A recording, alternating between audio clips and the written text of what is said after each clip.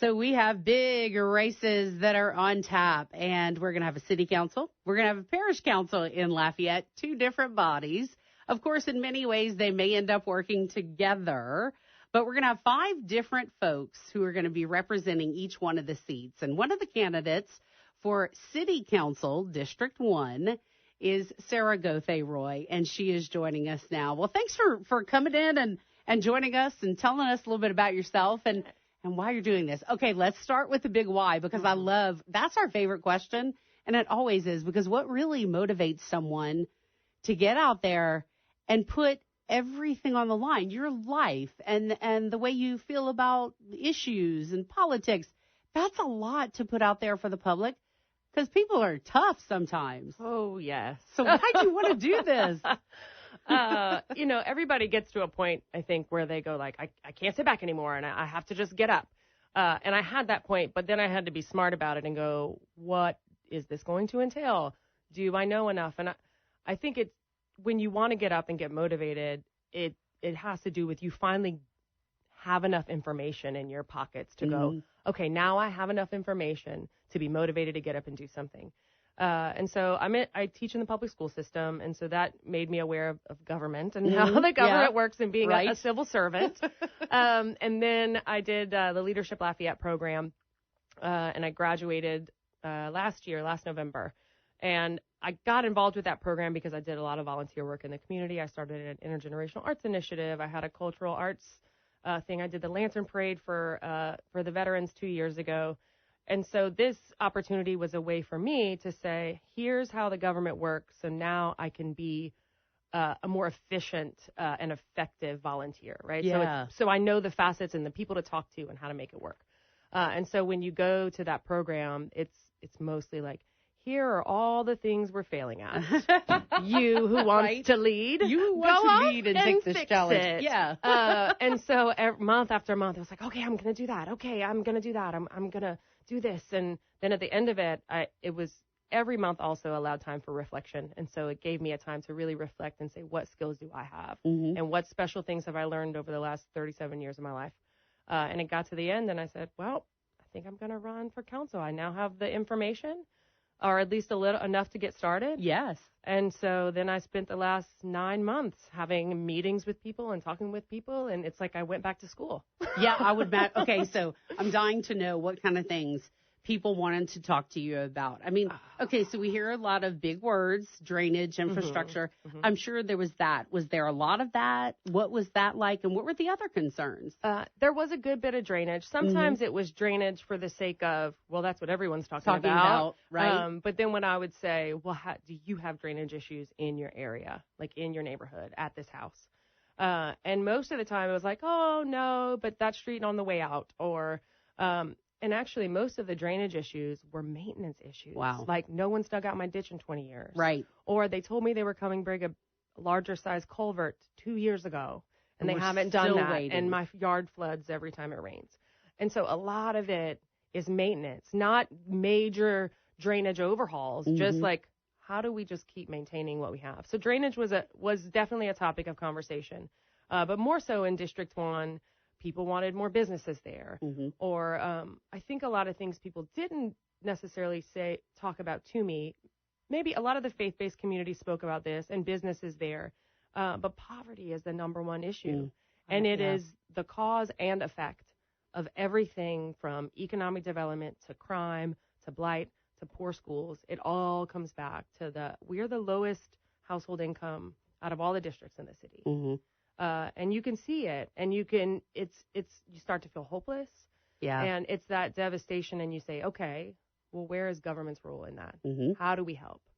And I felt like in an elected position, whether you are at the government level checking off budgets and passing ordinances, you are seen as a leader in the community. That's absolutely right. You want to be someone that people can look up to and come and talk to and just say, this isn't okay. What can I do to fix it? And you have to be the one to guide them and help them figure that out. And figure it out. You know, it sounds like for you that this is something that you're extremely passionate about.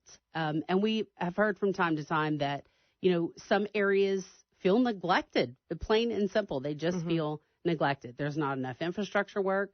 There's not enough drainage work. There's not enough thought about how do we get businesses to locate in certain portions of City Council District 1. I mean, those are, real issues that have to be addressed. Yeah, and if you don't, it's like I feel like now is really the time for us for part of the district, I feel like they have been, they felt like they have been left behind. And there's like historical data that'll go back and show you that sometimes it was purposeful. And then sometimes, and so it's like we have a lot of catching up to do there.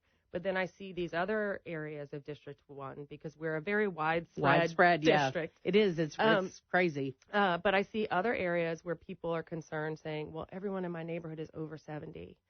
And what's going to happen when they pass away? Or are their kids going to take over? Is it going to be a renter? Like somebody's going to buy the house and allow any renters to live in my neighborhood? And these are people who've lived there for 40 and 50 years. And so they're concerned about what the future is going to be like. So now's the time for us to be able to say, okay, what can we do together as a community to make sure that doesn't happen?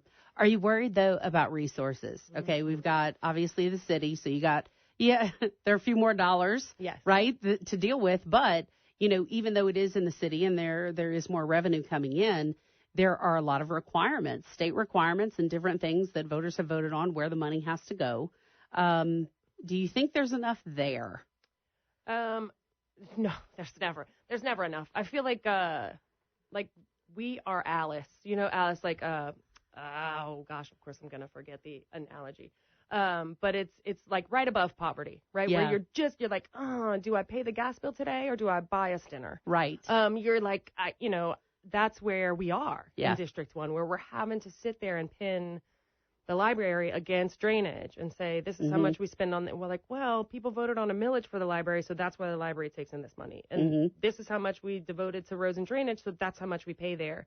And so just going back and making sure that the voters understand that, and then say, okay, where do you want your money to go? If you want to get rid of this millage, then let's not renew it. Right. But then if you want more money for this, we're going to have to raise it. Right. We're going to have to do that. And so those are some tough conversations that people don't want to have. Right. And that's exactly right. But I think if the elected officials are clear and we explain and we have wonderful media resources like you guys to be able to come here and talk about this stuff in detail to where people aren't listening to the opinion shows here and there, right, that they get exactly what it is going to be. Then they'll trust government again and we'll be able to get some stuff done. So how do you see the councils working together?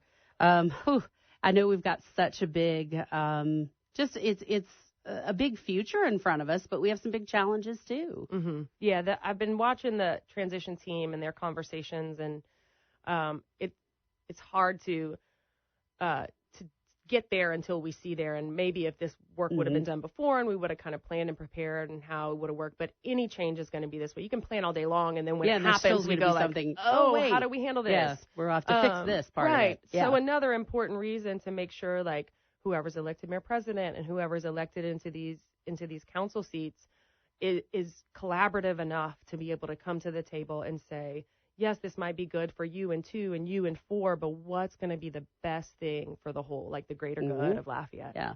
And how is it going to work out? Yeah. So when we talk about, what the needs are for City Council District 1, for example, we talk about, okay, here's our money, here's our resources, then now we have to figure out what this new form of government is going to end up looking like.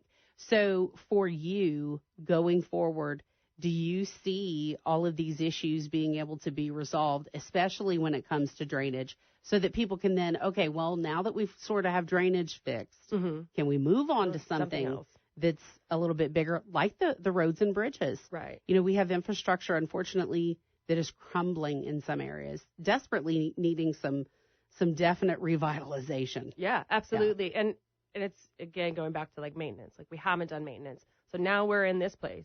And we can't keep pointing the finger at what was done in the past.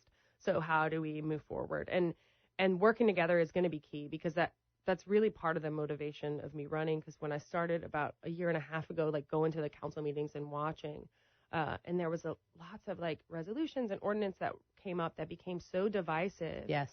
And it became so personal that no progress was being made. That it was like, I'm not going to vote with you because I don't like you, or you didn't side with me on this, so I'm not going to help you do that.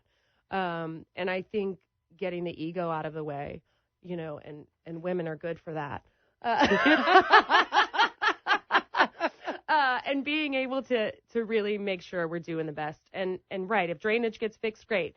Mm-hmm. We have to also be able to do more than one thing at a time. Like I keep using the reference of the man who spins the plates at the circus, right? Yes, exactly. You have to keep all the plates spinning. We can't say these people are better than these people and this bridge is better than that bridge. We have to be able to do it all at the same time. And if resources are an issue, we have to decide as a city if we're going to settle for mediocrity and settle for just being like basic and just scraping by, or if this is something that we really want to push forward and make ourselves a great city that we know we are.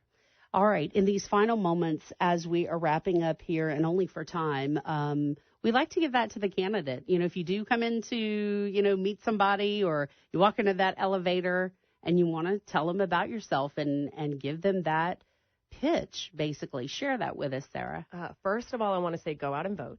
Yeah. Amen to that, right? Number one, make sure you get to the polls between 7 a.m. and 8 p.m. But my name is Sarah Gauthier Roy. I am number 123 on the ballot, 123. I'm running for City Council District 1. I'm a mother of 3. I'm a public school teacher. I've been volunteering and working in the community for years, and I took some time to watch the council, and I think that they could use my help. So I'm willing to give myself a service to Lafayette, and I hope that you can support me in this. Sarah, thanks for your time today. Thank you so much.